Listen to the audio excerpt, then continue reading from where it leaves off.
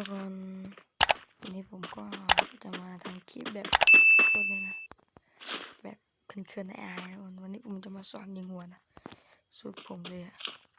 นั่งตั้งไอ้วอลยิงหัวมันนะนี่นะปรับปรุงพวกนี้นะการตอบสนองนะ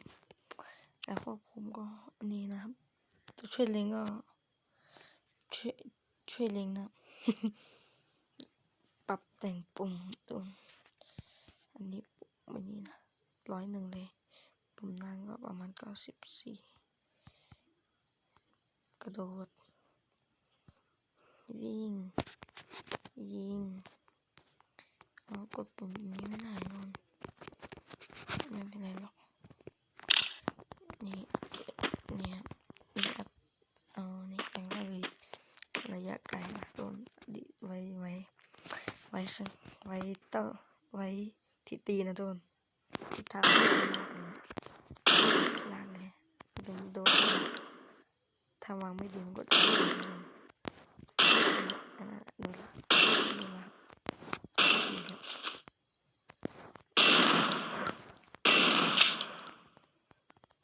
นี่นะวันนี้นะ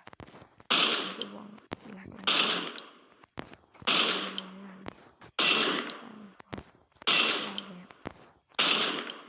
วางเนี่ยไม่โดนเนี่ยวางนี้จะโดนง่ายครับนี่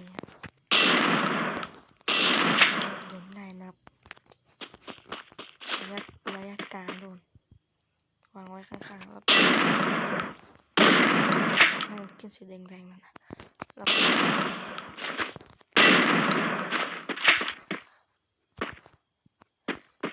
วางไว้ขึ้นจุดแดงๆนั่นนะมันก็จะโดนแบบนี่นอนไว้ที่สื่อมันไม่ค่อยทันนะทุกคน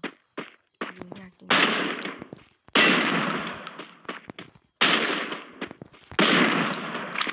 ตั้งส่วนระยะบัดเจ็ตไว้ที่หน้าอกเลยโดนหน้าอกแล้วก็เลยนี่ครับจะโดนหัวแล้วแนะนำใคร DPI น้อยก็ปรับปรุงใหญ่ๆเลยนี่ก็ปรับปรุงเล็กๆก็ได้ตามใจชอบแล้วก็วางข้างๆเขาโดนไม่ค่อยชินก็ผมเพิ่งฝึกกันตรงจริงๆผมก็ไว้ตรง